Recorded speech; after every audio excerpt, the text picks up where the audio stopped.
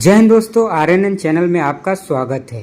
गुजरात के एटीएस ने बड़ी कार्रवाई करते हुए अलकायदा से जुड़े 4 आतंकियों को गिरफ्तार कर लिया है। सूत्रों के मुताबिक ये सभी आरोपी फर्जी करेंसी रैकेट चला रहे थे और साथ ही सोशल मीडिया व संगीत ऐप्स के जरिए आतंकी विचारधारा का प्रचार कर रहे थे।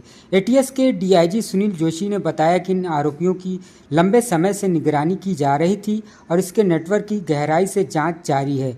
एटीएस अब इस गिरोह के बाकी कड़ियों तक पहुंचने के लिए पूछताछ कर रही है।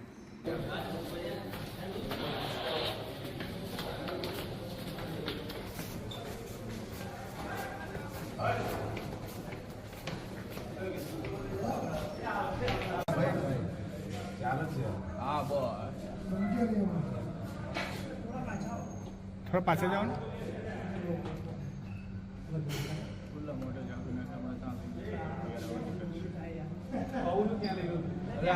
લઈ લો ને જે આવે